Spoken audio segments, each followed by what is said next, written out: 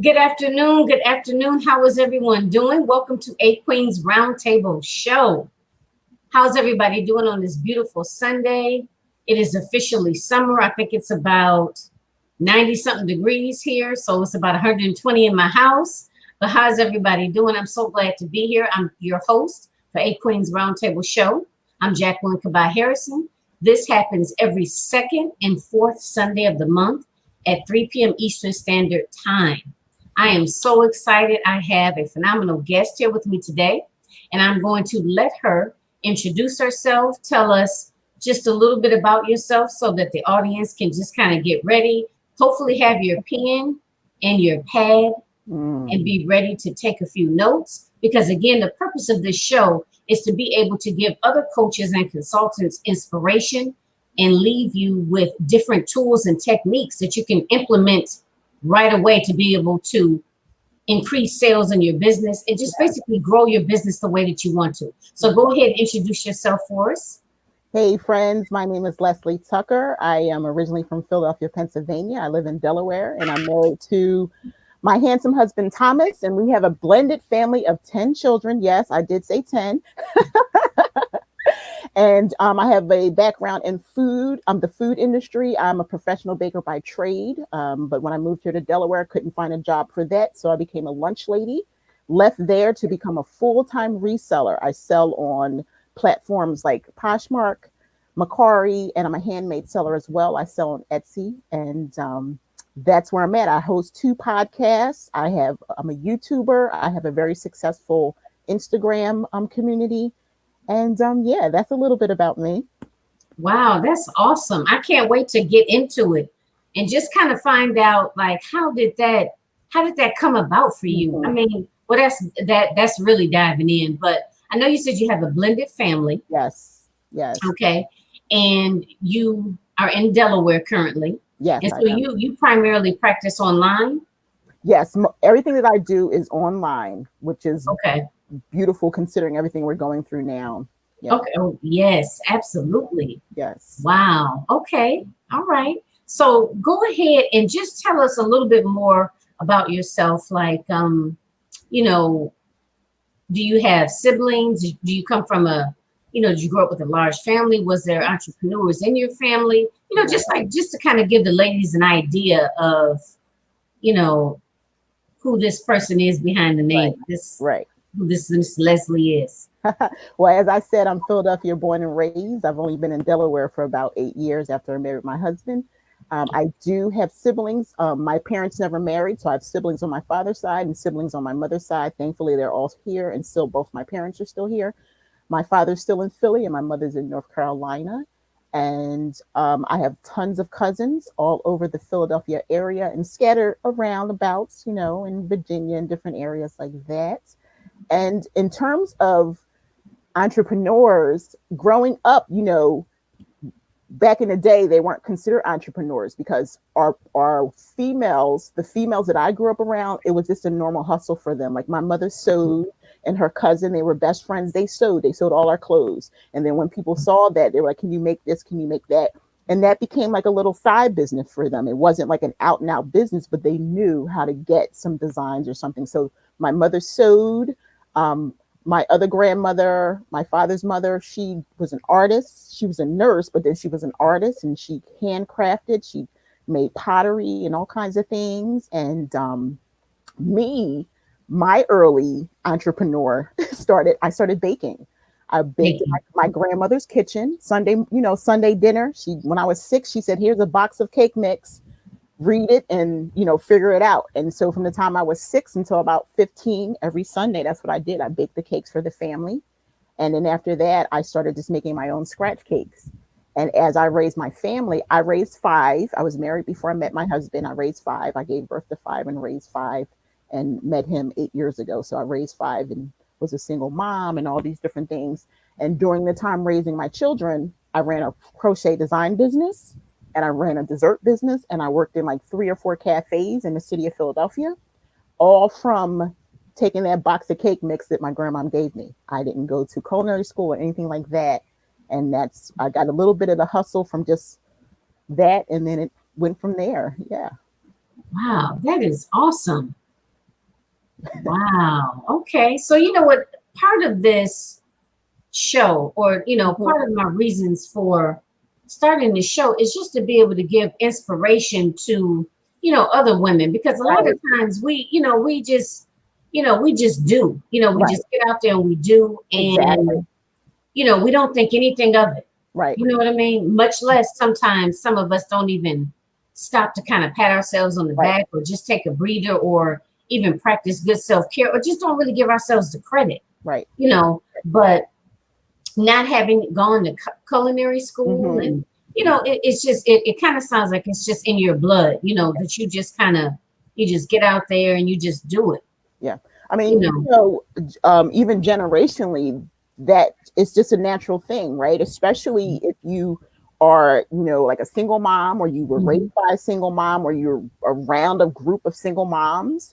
You just saw they had to do what they needed to do to take care of their family. And that was the same thing I did, from being married and then also at a point being a single mom. You can't stop to think, what am I going to do? You Yep. take a moment to think, now, what can I do with what I have? That's what There you you go. Yep. What Everyone kind has some type of talent that they have. Now, how can I of, turn that into money? So that hustle becomes real. You go to church on a Sunday morning, right? They know you can bake. If it's pound cakes, look, you're getting your orders before you leave there on Sunday. Now, during the course of the week, you're making some cakes and you're selling them. So mm, it's always something that can be done. You know, wow. you, I started crocheting just for my children because I couldn't afford things, and then I would send them to like their part-time daycare. My little girl was 3, and then her friends' parents were like, "Can you make this? Can you make that?" And that a business was born, and I did that for 15 years. That is amazing, Leslie. Yeah. Wow. So ladies, never discount what you can do, and it's all about thinking outside of the box Yes. and being resourceful, Yes. which we as African American women have done throughout history. You know Exactly. what I mean? And are like living proof of that. I mean, I feel inspired just even talking to you. Oh, thank you. So, and then I remember earlier you said, and I did visit your Instagram page, Yeah. and I was like, Yeah. wow, Yeah. so I don't even know where to start. Okay, so tell us again. So now you're a reseller. Hmm. Okay, so you know what? Before we get into that, I'm sorry. I'm That's just okay. I'm excited to get into it. But before we get into that, tell us a little bit more about, because I always ask for the why. Right. So I know you're very resourceful. I know Hmm. you look for or just not even really look for, but just kind of jumped out there, and I guess did some things that you were interested in, or that you were Hmm. already doing. So tell us a little bit about the reselling. Like, where did that stem from? Where did that come from? Oh, that is really actually I just teared up thinking about it. That's a really, to me, it's just like a sweet story. It's actually a romance story. I've never said it out loud that way, but when I met my husband, it'll be 9 years in August when we met. He was already a retired firefighter. He's from New Jersey, and then he moved to Delaware to help raise his girls. They moved here, so he retired a couple years earlier and moved here. So when I met him, he was already a reseller. And just to help people understand, a reseller is just a person who's selling things they already have. They may have purchased a while ago, going through their closet or something, or they may purposely go to the store to buy new items to resell online. And that's what a reseller, you may have done it at a garage sale or something like that. You're just reselling items that you currently have on hand, so that people Okay. understand what reselling is. So my husband was already selling on eBay and Amazon. He was selling clothes and shoes on eBay, and he was selling books on Amazon. So I when I came into the relationship, I bought 4 children, so I had to work full time. Mhm. And so he's doing his thing, I'm doing my thing, and we were kind of passing. So one day I said to him, you know what is it? Show me what you do. Show me what you do. And the reason that I did that is so that we have something more in common than just our regular everyday. What happens during the relationship. And it was new. So I was like, I'm not messing this thing up like I did the other ones. So I want to know what I can do so that we can spend time together. And then as resellers, you have to go out and like find your items. In the reselling community, it's called sourcing, where a regular person would say thrifting. You're going to the thrift stores or different places. And I was a lunch lady at the time, so I was done work by 2, or I would have holidays and summer off. So that allowed me to go with my husband to like the thrift store. We would turn that into a date. We would have breakfast beforehand, or we would go early, and then when we were finished going to the thrift store, then we would have lunch, and that brought us together, and we had more conversation and things that we could do. Separate businesses, but then that reselling in common. And I was just doing it casually then. This was April 2016 I started. And I sell on an app called Poshmark. Many people probably know Poshmark, which is just you sell clothes. Now they have more things similar to eBay. And then I started selling, and I was like, oh, look, I can make a little bit of money to pay my daughter's lunch account and maybe treat myself without going into my regular budget to some coffee or something. Like literally, it was that simplistic for me. And then in 2018, when I was starting to get stressed at my job, I sat down with Thomas and said, you know what, I'm ready to come home. I was 49 at the time. And I said, you know what, I'm tired of working. If I can create this budget and save, would you be okay if I came home? And he was like, absolutely. So I fulfilled saving and creating an emergency fund. I had a 6-month plan, but I turned a 6-month plan into 3 months. I was able to leave my job by selling, saving. And so I started this plan in April, but I say 3 months because the summer, June, school is over in June. So my lunch lady duties were over in June. June, I went full force. August 17, 2018, I sent in my letter of resignation, and I have not looked back from my job. And that was when again? This was August 2018. Wow. Yeah. That is awesome. So almost 2 years. Yeah, it'll be 2 years soon. Yeah. Wow, that is awesome. Yes. So wait, okay, so reselling. You said you either sell things that you already have, right, or either because you mentioned about going to the thrift store. You go to the thrift store, so everyone knows the Goodwill, or you may have, depending on where you live, some people have Favors, some people have Salvation Army, some people have that little mom and pop thrift store, church thrift store, garage sale. You go, treasures that other people are getting rid of, then you go and purchase them knowing the value of them. So you may go to a garage sale and somebody's selling an old pair of sneakers or tennis shoes, or new pair of tennis shoes. A person probably has 20, 30 pairs of shoes, and she's just getting rid of some things. And you go to the garage sale knowing you're looking for some specific things, and you come out of there with 5 pairs of shoes that you paid $10 for, and then now you can flip them and get about $100, $120 for shoes. Yes. Wow. So when you say flip, I know a lot of people are familiar with, flipping houses. Right. So right. I guess sort of, it's kind of the same. It's the same concept. Okay. Yeah. You take a house and you fix it up and you flip it. Shoes, like you might just have to clean them up a little bit. Okay. You put them on a platform like eBay, Poshmark, Mercari is another one. You've probably seen a lot of commercials for Mercari, Facebook Marketplace, Craigslist, OfferUp. Okay. So many platforms that you can sell. Now, you know what? I've noticed this Facebook Marketplace here recently. So have you tried that one? Oh, yeah, I do Facebook Marketplace all the time. So Facebook Marketplace basically is the same concept if anyone has used Craigslist over the years. Where, you can find anything on the marketplace. And the marketplace is a little bit safer because Facebook has so many rules and regulations in place. So if someone, tries to scam you or something like that, you can just report them. And so you can sell or buy anything on the marketplace. And then you can also do it locally through the marketplace, or you can just sell it. And then whoever finds you either purchases your item, or you can go in there and find items to sell. So locally, they'll just, you can do like PayPal or something like that. And you can stick the item outside. They can come get it if you're afraid of someone coming to your house. Right. They also have shipping available where you can just print out a label and stick it on a package and send it in the mail. Yeah. I was going to ask about the shipping part. So tell us again the avenues. So you've used Facebook before, and because you know what, I'm not a shopper at all. And some people probably that may watch me regularly might be like, "Hey, she need to get some more clothes." So some of I'm really not familiar with a lot of it. So tell me again, what avenues do you use? I know you said Etsy. I am familiar with Etsy. Yeah, so Etsy, that's a handmade platform. Etsy. Okay. Yeah. Oh, that's okay. So Etsy is a handmade platform, and you can, Okay. about 5 years ago, they created where people can also sell vintage clothes. So years ago when I crocheted, I was on Etsy. I was on there for about 8 years. And then in November, I started selling vintage clothes. So we're, vintage is anything 20 years or more, like, whatever our age, that's vintage clothes.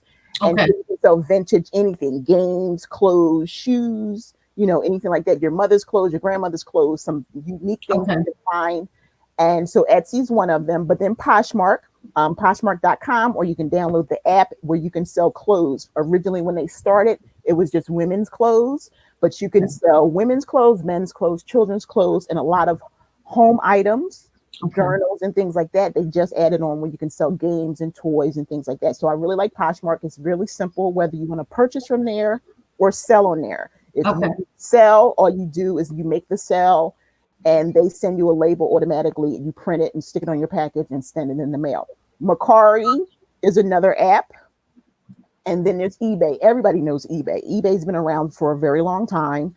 It's international. You go in and you can sell just about anything on eBay. You can sell it locally or internationally. From shoes, electronics. If you're local people, you can sell a car on there. So eBay has been around for a very long time. And then Mercari, Poshmark, so many others to name, but it's so many avenues and so many platforms available. You know what about what is it called? Pinterest. Isn't that like is Pinterest used for reselling or no? That's so what Pinterest is basically the whole concept of Pinterest is it's like an online pin board. See, I just did a video on Pinterest, and I teach, I consult people on how to run their business, and Pinterest is one of the avenues that I teach them. So Pinterest is basically, from the name Pinterest, it is a online virtual place that you can actually pin something. So imagine you had a cork board and you took a piece of paper and you pinned it up there. Now it's a place where you can go in and find resources. So if you're interested in anything, like if you want to find a podcast, you go into Pinterest. If you want to find some DIY projects, if you want to find a way of how to create designs for your wedding, if you want to find people on Etsy, you can go in there. But it's just really a resourceful place that you can find things. And then what happens is you create an account and a virtual pin board. So anything that you're interested in, you create the board for it, the virtual cork board. And then when you find the item, you actually pin it into your board so you can come back later and use that as a resource. And I use Pinterest to grow my business. It has great analytics. It shows me how many people have been to my website, have been to my Instagram, how many people have clicked on my podcast. So it's a really good resource for people. Yeah. Okay. So you know what, you're the second half of the show is focused on, the education piece. So I would assume that later you're gonna tell us how someone else that's interested in doing this and growing their business, you'll get into that. Sure. Because I can't wait to hear it. But before we get into that, I wanted to ask you, what's your why behind your business? I know we, talked about, being resourceful, right? And, not, wanting to leave your job. It got stressful. But what would you say? What is your main why behind your business? What is your main motivator, I guess? Wow. So let me just layer just a quick foundation. Again, originally when I started, I just wanted to sell with my husband. And so when I did leave my job and I started selling, it was great. I was making great money and everything because I figured out how to do this, after researching and watching videos and everything. But then I realized I didn't know any people, because technically I was kind of new to Delaware and I only knew my coworkers, but I didn't build any relationships with them. And I'm pretty sure people are familiar with that. You leave your job and you think the people that you were having lunch with or maybe meeting after work were your friends.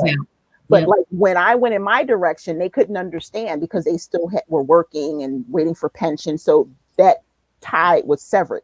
So now I'm home trying to figure out, I don't have any friends. So I started on Instagram, just reaching out to people, making YouTube videos and just talking about what I was selling, who I was, and what my belief system was. And so then a community was built.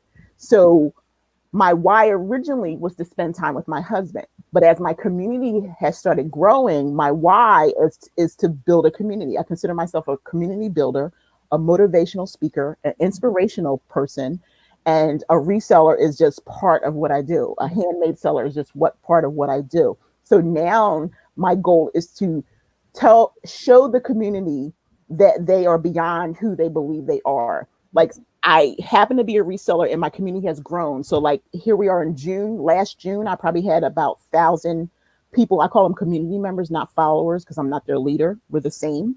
So I had about 1,000 community members. Today I'm up to 17,300 community members, just from just being authentic, transparent, and showing people that you can do whatever you set your mind to. So every day that's what I'm doing, just inspiring the community. And that's what my why is now, just so people can see that they can accomplish anything, that they don't have to be, afraid to take the step that they're afraid to take. And just every single day, I'm just putting out who I am authentically, because I have, we talked about it before, I have alopecia, so I lost my hair about 8 years ago. And I could easily throw in a wig, or do what, whatever. But you know what? It happened for a reason. So as a 50-year-old woman, Black woman, I just say, you know what? This is who I am. And by me being transparent with my community and just being true to myself, it's allowing all those people to, just be who they are and achieve goals and step out of their comfort zone. So it's just really to build community and touch people. That's my why. Yeah, that is so, I feel so inspired, and, I talked to a lot of women over the course of, I don't know, maybe the last 3 years, but you have really, really touched me. Mm-hmm. And just even talking with you, your energy and just being authentic. Yeah. You know what I mean? And the thing of it is, I think it's kind of like a double-edged sword. I think a lot of people online talk about being authentic. Yeah. But they're really not. Yeah. It's almost like a staged authentic. Yeah. Right. You know what I mean? Right. But it's like just from initially, just even, and everybody, this is my first time ever talking to Leslie. You know what I mean? It's not like we had conversations before and, I had been following you, or anything like that. But just talking to you, just even for this first time, I mean, I feel comfortable, and I feel that you're just a straight shooter. This is who I am, and this is what I'm about, and and I can tell you love what you do. Yeah, I do, and I was just having this conversation because what we're doing now, I do this 3 times a week in my community. My husband and I have our own talk show called Tucker Talks. So I bring him once a week, every Tuesday, and he's on my YouTube channel, and then I interview different people. And so I just want people to know that you can be authentic because the world is weird. Now, I can't imagine growing up being a teenager now because it's such a challenge. The world is so about looks because it took me a while to get to this place. But eventually, when you get to this place, what do you want to do? Where do you want to be? Who do you want to talk to? And I can't tell my girls to be a certain way, to love your beauty and accept who you are if I don't do that. I mean, it took me years. I remember I would cry to my father and be like, Dad, you gave me these lips, you gave me these big hands. And he was like, girl, one day you're going to love it. And he's right about that. It's like just embracing who I am. Life is so short that if you focus on so much of this, then you forget about all the other beautiful things that are around, Are you tall? No, I'm 5'6". Okay. That's the funny thing. My father's like 6'2" and my mother's like 5'1", so I'm average height. Oh, okay. And compared to my husband, we're shorties, me and my children, because all his children are tall. My husband's 6'2", but all his girls play basketball, so they're all over 6 feet tall. Yeah. Well, you know what? When you mentioned about the big hands, I was like, oh, maybe she's really tall. Okay. No, big hands, big feet. That's yeah. You know what? Me too. And I'm like 5'1". So. Oh no. Mm-hmm. But you know what? I talked with another young lady. I think she was on the last time I did the show, and she's a financial consultant. Mm-hmm. and oh, okay, so where I'm going with this, because sometimes I may kind of go off, something will trigger me, and I just be off and running. So let me link this in, ladies. Okay, this is related. I'm speaking to you in terms of talking about image and how people pay so much attention to this. Right. So the young lady was talking to me, that's a financial consultant, and she was saying that because she's a financial consultant, people judge her by, like they may not want to work with her if she doesn't pull up in the right kind of car, or she's not wearing the right kind of clothes, and you know what I mean. So I'm relating that to talking about a lot of people online that are coaches. I think, and the whole piece about being, not being authentic is that I think sometimes people just get so into like things have to look a certain way. You know what I mean? Like if you're a financial consultant or if you're a coach, like let's say I'm in order to be a successful coach, I have to be taking a picture on somebody's beach, at some fancy resort with a drink with a pineapple, half of a pineapple hanging out of it. I mean, you know what I mean? I just think people get so caught up in, and like you said, it's worse now. It's just that everybody is so into looking the part. Right. You know what I mean? That I think, and I think it's kind of a buzzword about be authentic and be you and I'm real and stuff like that. But at the same time, and I'm not saying everybody's a big fake, but I just think that, still even some people stating that they are authentic. Are, it's kind of like a crafted authentic. Right. You know what I mean? And I noticed that because sometimes I've reached out to certain people, like I may have saw a video or two and I mean, okay, I reach out to the person and they're like totally, just totally opposite. It's just like, whoa, you know what I mean? And I know exactly what you mean. If I walk the walk, I'm a talk the talk. If I talk the talk, I'm a walk the walk. Yeah. You know what I mean? You're not going to see me, on a video or a couple of videos and then talk to me and be like, man, she's so, you know what I mean? Oh, I know exactly what you mean. And I don't have to try, but that's the thing. I'm just being who I am. Right. You know what I mean? My little quirky, my quirky self, but like you said, I think that comes after, you just, after a while, you just like, whatever. You know what I mean? Yeah, I totally know what you mean. And just like I know my father used to say, if you lie, or no, he used to say something to the effect of telling the truth is easy because it'll come out the same way every time. Every single time. Remember nothing. Yep. I mean, you know what I'm saying? It's I know exactly what you mean. Yes, yes. And and it's comfortable. It feels good. Yes. It's not work. Put like that. It's not a job, an extra job. Exactly. And that's what I like my communities that some people probably be watching, but I say that all the time. It's like, I say it as a joke, but I also say it so that people can really see who I am. And my husband is the first person to tell people the way that she is the way that she is. And people who have met me in my community, because it's such a large community and we have different gatherings and things like that, that I'm the same person. I like to have fun, but I can get serious for a minute, but I'm still always encouraging. And I'm like, you can't get any serious than a 50-year-old Black woman who's bald, who is just out here not wearing makeup, doing her thing. I actually dressed up for you today, which is all I did was stick on a cute little kimono and earrings. So when I'm doing my interviews and stuff, the ladies are like, I'm coming, but I'm putting makeup. I'm like, you know what, sis, we are good. I want people to see that you're real, but there are also people who teach that you have to look a certain way for Zoom or whatever. And I'm like, I'm good. I never wear makeup, so I'm good. I stuck some Vaseline on my lips. There you go. Right. That's my true, the way that's old school, right? That is old school. Yeah. Hey. But you know what? I mean, it's like, or some people, they, when you go to their page or whatever, they have these professional photos, right? And they look nice, but then when you actually really see them, it's like, that's really you? I mean, you know what I mean? And again, I don't have anything against people putting on a little makeup or throwing on a wig or, whatever. But to me, like a professional photo shouldn't look, and you show up like if somebody see you every day, it shouldn't look like, is that the same person? I know. I mean, Yeah, you get your makeup on and everything. yeah, Because you know, so when I sent my photo to you, you asked me like, do I have a photo smiling? And you know what? The funny thing is, well, both the photos I took myself, those are selfies, which is, I'm like, I don't have a headshot. This is my headshot. But the serious one is I love the way that looks because it shows my lips and all that kind of stuff. But I had just taken the one smiling a couple weeks ago.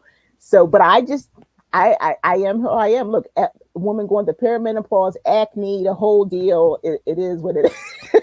yeah, I know you're not wearing your glasses, so you don't I don't wear them all the time, and then sometimes okay. I wear them for lives. I don't really like to wear them for lives because they glare. The glare, Yeah.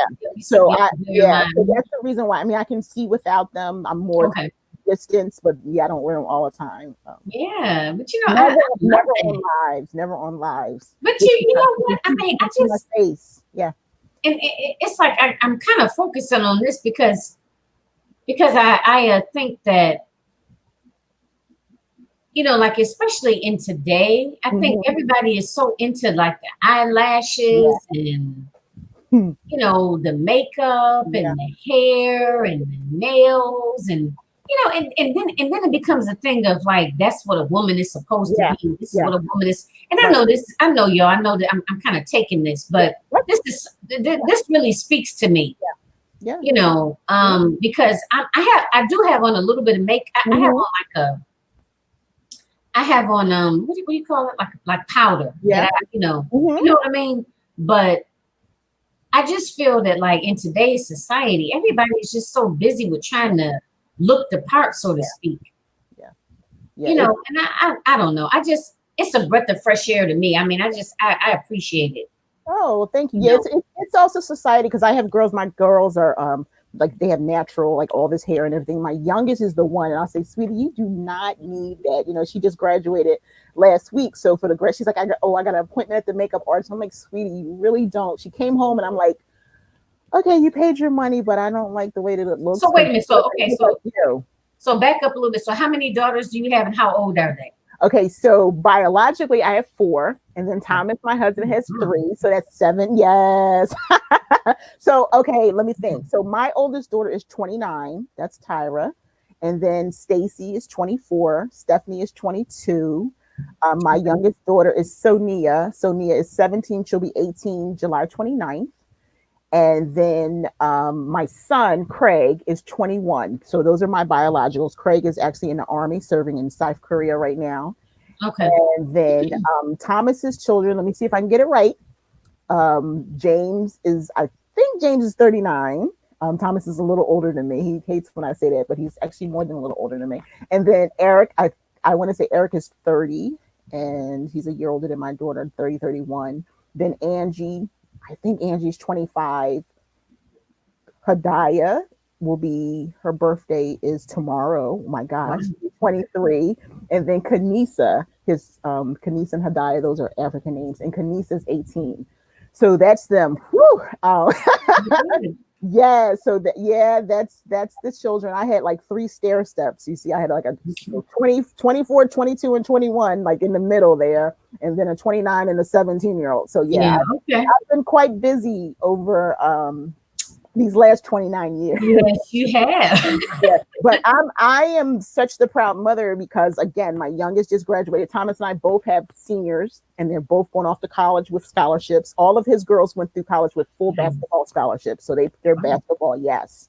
And so, but my youngest, she has a scholarship, and I'm so excited about that. But I talk about also, there was a time I was a single mom for a long time, and I could have been a statistic, but all my 5 humans that I raised are really phenomenal people. And so to be proud of that for any woman out there, that you shouldn't, fall into that line of, yes, you're a statistic because you're a single mom.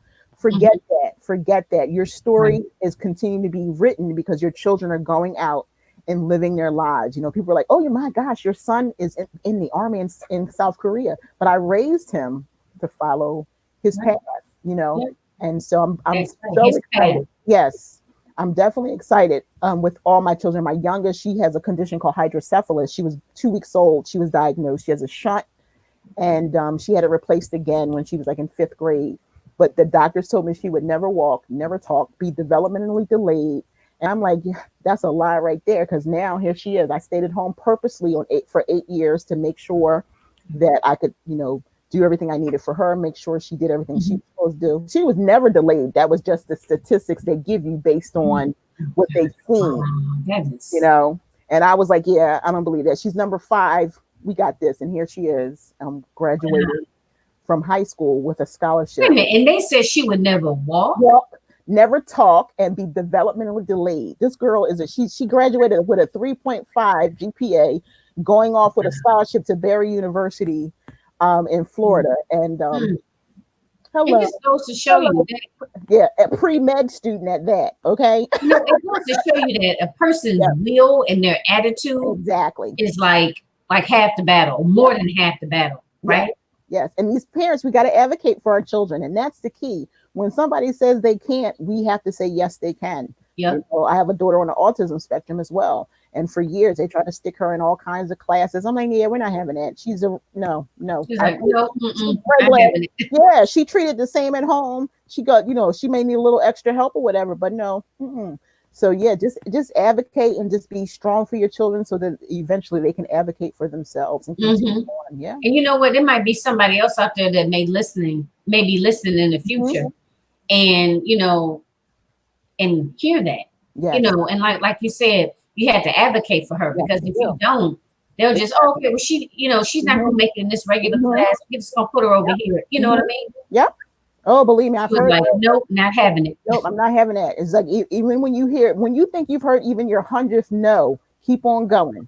Keep on going. Because no doesn't mean anything. No is from that department. There are other departments that can help you. And so if I took no, please, the story could have been different, Just keep doing it. Just keep advocating. And your children will see that. They'll see that you're a fighter, Yeah.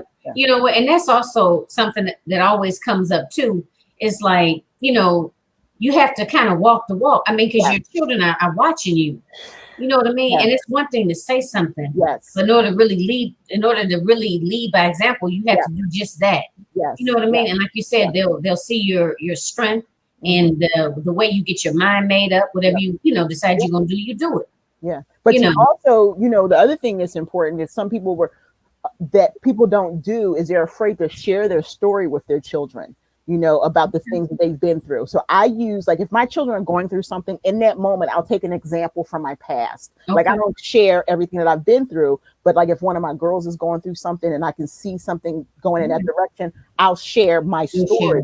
They're mature enough now that, sometimes you're like, yeah, I don't want them to know that, but you do, because if you don't share it, then they're going to go do something, and even rougher than you went through. So that is really, and I do that in all this, when it comes to money, when it comes to some of the decisions that I made, I try to share that with them because I think they can handle it. Yeah, excellent. So let me kind of wrap some of these questions together. So one I always ask, name a challenge that you've, been through and how you have, managed to not allow it to cause you to give up. And to tell us, how do you ensure that you practice good self-care? That's good stuff. So I have tons of challenges, but I can just say, like, being married to my 4 children's father, just going through like finances, almost being homeless and trying to figure out where we could live and everything. And then making the decision to kind of walk away and be by myself and figuring out how to take care of them. And that was a hard challenge for me, working 6 days a week, 3 jobs, and trying to squeeze in 2 side businesses to show them, not necessarily show them, but make sure they had a place to live. There was at that time, us living in a 2-bedroom apartment and 5 children in 1 bedroom kind of thing, but they never went hungry. They never went without having a roof over their heads. And that was a really hard time, and going through it was rough. Like, if anybody ever been through something, going through it was rough, but coming on the other side and going like, I did it though. I did it. I survived. I'm still standing.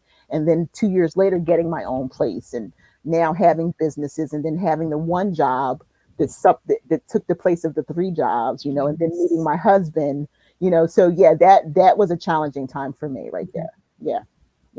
And what was the second? How do you, okay, you know what? And that answers one of my questions. Self-care. Self-care, yep. So self-care, I talk about this in my community all the time because Sundays is self-care, but I also talk about how self-care is healthcare. So if you don't take care of yourself, you can get sick internally. So self-care for me is really just easy stuff, just from even just taking time to read, sitting and shutting all my computer and everything off and just watching something that I like to watch. I do I do a pedicure on Sundays. I give myself a facial on Sundays. If I need to shave my head, I do that. But it's just relaxing because now, since my children aren't young anymore and I have a business, I can go all day long. And then there are days that I do go and then my body is just like so like tired and lethargic and everything. Mm-hmm. So I have to watch that. So I take naps. I make sure I drink a lot of water. I'm not always the healthiest in terms of exercise and everything, but I force myself. I practice a little yoga. I do hula hoop. So if you check out me on Instagram, yes, I have hula hoop videos and all kinds of stuff. Hey, I go old school. Back in the day, I don't think I can double dutch anymore, but I can pull that hula hoop out. And I've actually, if you go all the way through my IGTV videos, probably about 6 months ago, where I challenged myself. Back then, the IGTV videos were only 10 minutes. So I challenged myself to give a talk while I hula hooped. And I wanted to see how long I could go. And I went the full 10 minutes of the video. Really? Yes. And I just encouraged people. And I just said, hey, I'm just testing it out just to see how it goes. And then as I started I was like, oh, I can do this. So I said, see, this is what I'm telling you. The thing that you think that you can't do. And I just went into this whole thing. And the whole 9 minutes and 55 seconds is a YouTube video, is an IGTV video. So it's amazing. But you know what? I haven't hula hooped in years, but I know it's good exercise. Yeah. And this one is a weighted one. It's like 2 or 3 pounds or something. You put it together, it comes in a box, and it is heavy. So it is like the best workout. Yeah, because I would think you would work a lot. I mean, mainly the core, right? Yes, you're definitely working your core. And I do if you see, sometimes every now and then I'll randomly do a video because my community loves that. That's me real. They love to see that stuff. So I'll spin around. I can walk and do all kinds of stuff on a hula hoop. So yeah, I have to go and check one of them videos out. I like that. I didn't think about that. I think I may do that. I may pick me up one. Yeah. Because I was thinking about doing something like for my core, but I have a lot of, I have arthritis in my lower back, I have a lot of, I can't do a lot of running. Right. You know what I mean? It's certain things that are harder on my body. Right. And I can't really do sit-ups. So I was looking for something I could do for the core that wouldn't be so hard on my body. I don't feel like I've been drugged. A hula hoop might be good for your back. I definitely say try it out and see. Yeah. Get it from Amazon because if it doesn't work out, you can send it back to them. Right. Okay. So I love that. But when you be talking to people, you never know what you're gonna find out. I love it. So, okay. So we talked about self-care. We talked about a challenge. Yes. And you know what? I didn't ask you. So how do you pronounce it? Alopecia? Am I saying it right? Alopecia is just hair loss. That's what it means. Yes. Okay. So what was the reason for the alopecia? Right. Well, the funny thing about it is I started losing. I used to have dreadlocks. I used to wear my hair natural. But I just started losing my hair. The challenge was we as Black women, and I say that when things happen to us, we go right to the natural, right? We go right to the natural. I'm gonna use this natural. You start reaching out to your community. Yeah, girl, use shea butter, use this spray. So by the time it got too late, I started losing my hair, and I finally went to a dermatologist, and they diagnosed it as alopecia. So it's the scientific name is lichen planopilatus, and that just means scarring alopecia. So once my hair falls out, once the follicles come out, the skin fuses, it scars, so no hair can grow back. But there's all forms of alopecia. Where you see people with edges lost, that could come back.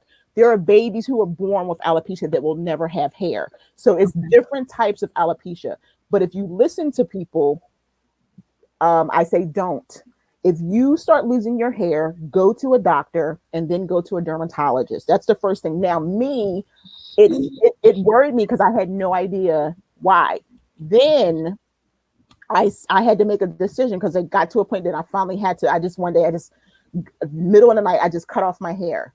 And then the next day, I went to my friend who's a barber and she shaved it down for me. It was still cute. It hadn't gotten to the point where, because it's like spotty, so I can't let it grow. It'll grow. All this will grow, but in the middle, it's just bald. Okay. And so I have to keep it. Otherwise, I would look like Bozo with all, And so I just brave and just said, you know what, I'm just going to go bald. And then it so happened that when I finally went bald, I was moving from Philly to Delaware. No one knew me. It wasn't a big deal, Okay. And I'm here every day. I'm at work. It worked out because I'm sweating in the kitchen and stuff like that. But then I started like just taking pictures and showing myself on my Facebook page. And that's where most of my family, my personal Facebook is where I just socialize with family and stuff. My cousins were sending me messages and stuff like, you know what, I've been wearing a wig for this amount of time because I have alopecia. I have hair loss. And it's such a stigma in our community that my aunts on my father's side, because my father, his brother, and his two brothers, they're all bald. Okay. So women, when it happens to women, it's like, oh my gosh, we can't walk around. But those same women in that bloodline they're bald too. So my grandmother's sisters, they wore wigs all my lives. But the reason they're wearing wigs is because they don't have any hair. And they never talk about that. Never talk about it. And then my cousin, who's only 6 years older than me, she's been wearing a wig for 30 years. I didn't know. And then I have other cousins going, you know what? They tagged me in a post. I took my wig off today because I happened to see my cousin Leslie walking around bald. And so the thing is, I would have known years ago if we had talked about it and had the conversation. Now, then with my bloodline, my daughter, my 17-year-old daughter, unfortunately, has the same type of hair loss. And it's like such a dramatic thing and so hard because she's 17. So she keeps it like up. It's kind of coming out more. So now she's moved into the wig. She's not ready. She's 17. She's not trying to go bald. Right. But it is, if you talk about it and you discuss it more, then it will help so many people, because that's the first thing that we do. What I said, we'll go, oh, get some cream, use this oil, girl, I'm selling this. And when you start talking about, people will send you messages and I'm like, you know what, I'm beyond that.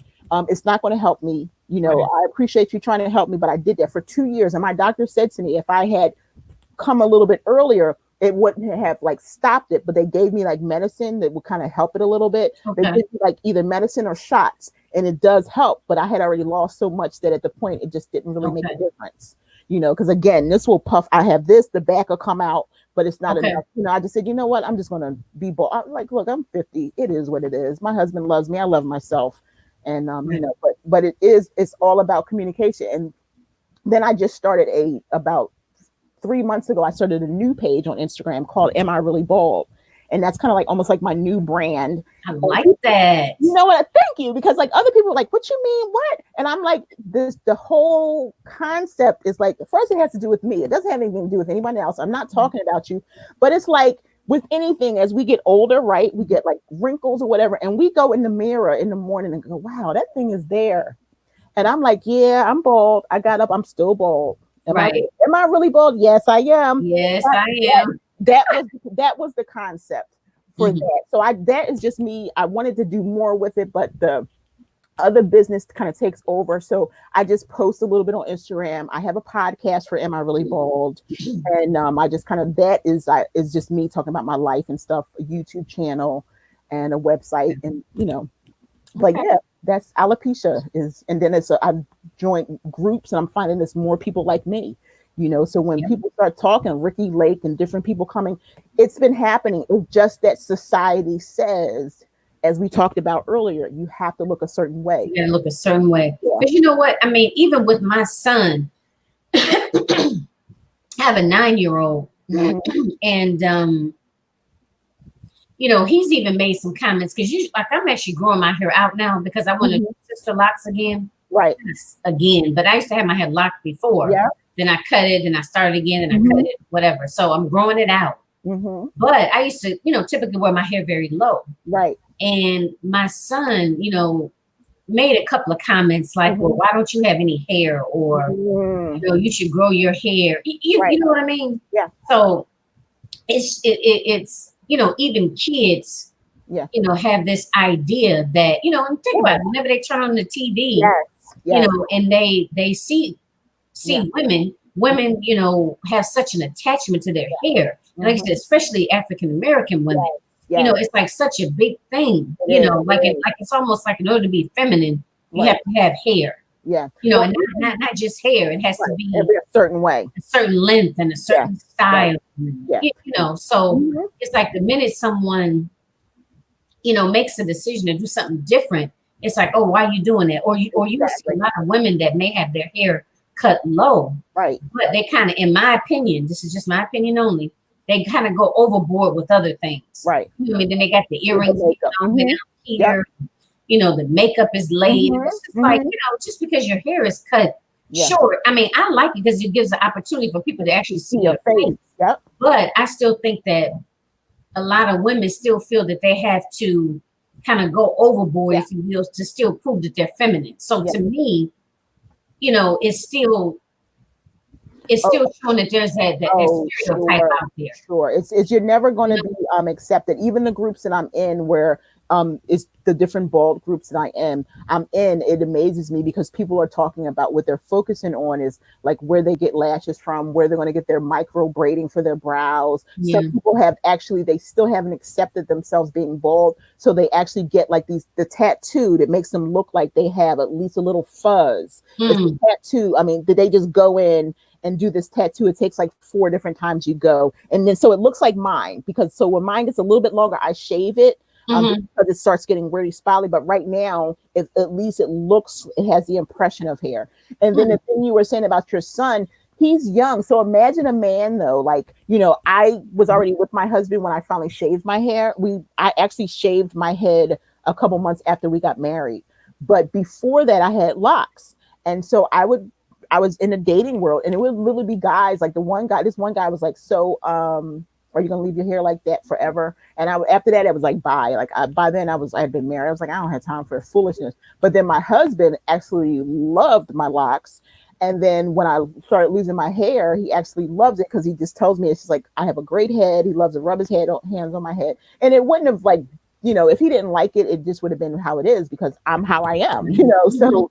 And like, I don't want to wear a wig because I'm hot. I'm going through perimenopause. That is something that I'm really not even interested in. I sweat on a normal basis. Like you and I were talking about, we have fans running. It's hot. I can't imagine. And you know what? I don't see how women do it. Like I've never been one to wear a wig, but I don't see how they do. Even with the locks. I mean, locks like all the way down my back. That's a lot of hair. It's heavy. It's especially when you wet it. That's some heavy hair, isn't it? Yeah, it's very heavy. And I won't do that again. I mean, they're going to be short, like style. Mine would be enough just so that I can put it up. But I miss those. That's the kind of stuff I miss. I miss that. So when I see people, just like we're talking about, when I see people complaining about their hair or whatever, I just sit back and go, imagine being bald one day. That's the thing. And it's like, the thing, but it's the surface stuff we look at because we each take things for granted. We have our own life and our own story, but that gets me sometimes where it's like, like someone had sent me a message on Instagram, and Thomas, my husband, says, I take things to heart. In a sense, I took it to heart because I didn't like the way it appeared, where she was a woman, not of color, and she had all this long hair. And she says, oh, my hair is just out of control. She sent me a private DM. Oh, my hair is just out of control. Maybe we should take a side by side. So like, I don't know. See, your face says exactly how I felt. I took that a certain way. Like to her, that may not have been her goal to insult me, but it insulted me and hurted my feelings a little bit. It takes a lot these days to be very sensitive. And I said that, and Thomas was like, well, people get offended so quick. But I'm like, I didn't know how to take that. It bothered me for a couple of days, and I didn't even respond. But I'm like, literally, like all this hair. She's like, yeah, my hair is in a tiger mane today, and I just can't control it. How about if we take a side by side and put it out there to our community? So, and I was just like, next on that one. Right? Yeah. I don't know what to make. I don't know how to. It was different. So I was like, instead of me just kind of saying what I want to say, I just didn't say anything about that. Yeah, sometimes that's best. Yeah. So, This has been so much fun chatting with you. So, okay. So go ahead and tell us, how does one start to do this Okay. if this is something that they're interested in doing? So this is the perfect time for anyone who wants to resell. There's people out of jobs and things like that, right? Or if you want to pick up some extra money, just like Jacqueline asked me, what's my why? If you want to, clean up student loan debt, or you want to go on vacation, or you want to do something, reselling is a really way to go. And you say to yourself, oh, I can't resell, I can't do this. You already own items, right? So the key is just figuring out where I could possibly sell. For women, I straight out say Poshmark, Poshmark. There's an app where you can go to .com, Poshmark.com, or you can go to eBay. We all know eBay. So there's a person who loves Gucci or whatever, and you want to get rid of at least 10 of your 50 bags. Okay. You just go and you take some photos, and then you just download them onto the app. You put a quick description in there, and then you list it. It's as simple as that. There's no rocket science to reselling at all. If you want to do it like as full time, it's a business. So it is work. But I always suggest start from what you already own. Okay. All have items that we need to be getting rid of. So if you in your mind were like, oh, I have some stuff I cleaned out, you want Marie Kondo, and I'm going to send this stuff to Goodwill, maybe go through it. If you need an extra $500 or something, go through your stuff, make sure it doesn't have stains on it, hang it on a hook on the back of your door or something. You can get a hook from the dollar store, hook it on the back of your door, take some photos. You can take the photos right on the app and list them, or you can take photos and keep them in your photo album. Mm-hmm. And just list them. Just as simple as that. Okay. And as simple as that. And then Poshmark sends you a label, an email, you print it out, you stick it on a package, and you put it in the mail. You just link like your debit card or whatever, and they pay you. And that's it. So what out of pocket? What's the out of pocket cost? Are you paying to? So you don't have to pay to ship it either, but you just have to physically go and you just drop it off. You have to just drop it off. So like each platform is different. So eBay, let's talk about eBay. eBay, everyone kind of knows eBay. So you go into eBay, you set up an account. Again, you can do it online, or you can do it. The great thing is these apps, right? eBay, the cool thing about them is you weigh your items that you set on eBay. So you can use like a kitchen scale or something like that. If you have about 100 items, it would cost you $15 to buy a scale, So if you're cleaning out your house and you're like, I can sell possibly all this, you weigh it, and then they automatically give you the shipping structure right there. So once you weigh it, you put in how much everything weighs, that label comes up for you. And you just decide how you want to ship it. You can ship it through UPS, you can ship it through FedEx, you can ship it through the regular post office. You put in all the dimensions of your thing, you hit print out your label, send it wherever you're going to send it, UPS, post office. You can just go into those individual websites and have them come pick it up. These days, the U.S. Postal Service and UPS and FedEx, they're picking up every single day because people do not want to leave their homes. Poshmark is really your best bet, because with Poshmark, that label is already ingrained in what the person pays on the other side. Okay, I was going to ask about that. Okay. Yeah. So say Jacqueline comes to my shop, they call them closets on Poshmark because the intention was for you to pull stuff out of your closet. It's like a virtual closet. And so she comes and she finds, a pair of shoes, a top or whatever. She buys that from me. She pays her money. When I get your order, I go in and print the label, put it on a regular box, or you can get free priority envelopes and things from the post office, put the label on there and send it off. Okay. And then if she likes it and it's no problem, she goes in when she gets her package and says, yes, I like this. She leaves a nice review or whatever, and then you get paid for your item. Poshmark takes, they're more kind of like a higher end. So they take 20% of what you make. Okay. But you don't do anything for shipping. Your customer pays for shipping. So if you have something at $25, you're going to automatically get paid $20 for your item. Okay. As simple as that. And you can sell anything on there. Gucci, any name brand stuff for the people who love all that. Nike, J. Crew, Anthropology, all that stuff on there. Or you can sell lower end, Forever 21, H&M, Amber County, anything. You can literally sell anything. It's But now for like eBay, you have to pay your own shipping or you can charge the customer shipping. You on your end just have to pay for the label yourself. just okay? Right. Poshmark is automatically includes the label and you just print Okay. it, but you just create your own label on eBay. So depending on what your item is, and I tell people really because my husband's been selling for years, but every reseller is different. They have their own business model. And so I say when I sell things, I don't sell on eBay anymore. I used to, but when I would sell things, I would set free shipping. So my customer didn't have to pay for shipping, but I had already included that in the price. They don't know it's in the price. Right, got you. Okay. It's something about free shipping, right? So instead of having an item for $50, you just include that. If it's a heavier item, you just include that $10 in your fee, and it's $60 at free shipping. Whereas having $50 and $10 shipping, people look at that and go like, but it's the same concept. So it's just a mind kind of thing. And then once they pay for their item, because you already designate whether they're going to pay for shipping or you pay for shipping.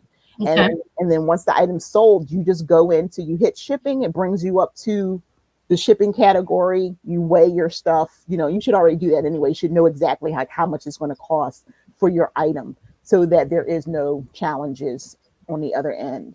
Yeah. Okay. Yeah. So, but I tell people, look at videos. You can always reach out to me. I answer all my DMs. You can go, YouTube is your best resource. Anything you want to know, you type in eBay seller, eBay shipping, anything, Poshmark, Mercari, it's all Etsy. Anything you want to know, it's there. I have tons of videos on my YouTube page, which is a Reseller's Passion. See, it's Reseller's Passion. That's me everywhere. You Google Reseller's Passion, everything that I do is going to come up. I'm there.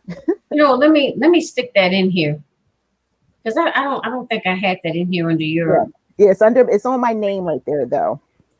Wait, hang on. Let me get to it. My phone had timed out here, so let me just pull it up so I can add it in there. Okay, so let's edit post. Okay, so what is it again? So I'm a Reseller's Passion. So A-R-A reseller. R-A? A as an apple.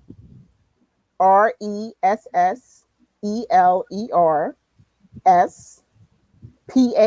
SPASSION. A Reseller's Passion. Okay. Wait a minute. So is it an S on it? So if you look at my name on the screen, you see my name right on the screen? That's it right there. Oh, okay. That's much easier. That's because my StreamYard is already. Now it's like I can't spell. So. Okay. So the same way. Okay. Yep. A Reseller's Passion. .com. Yeah, that's my website. But that's my Reseller's Passion. I'm a Reseller's Passion on Instagram. I have a podcast called A Reseller's Passion. A Reseller's Passion on YouTube. Okay. And so if you go to .com, everything is there. All of my links. You go into my website. But that's your handle. A Reseller's Passion. A Reseller's Passion. Because it's everything that I'm passionate about. So that's why I'm a reseller, but I'm passionate about everything. So I put it in there. Okay. Awesome. A Reseller's Passion. Yes. Okay.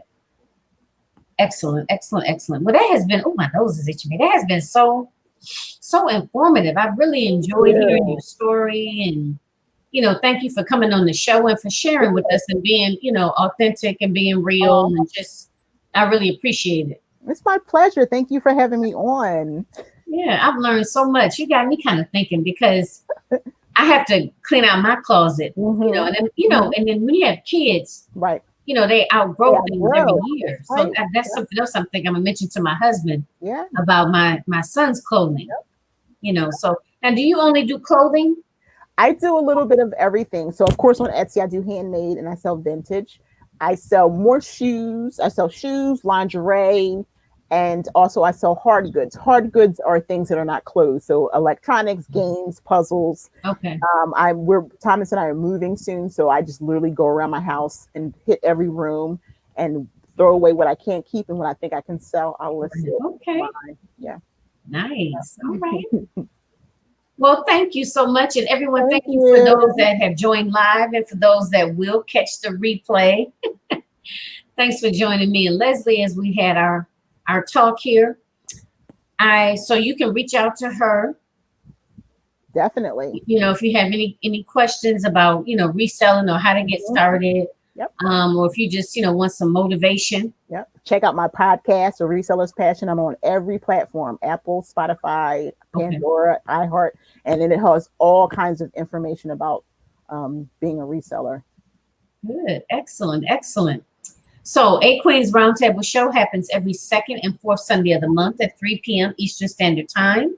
I always include the link to be a guest. If you are interested in being a guest on the show, click on the link and go ahead and complete your application.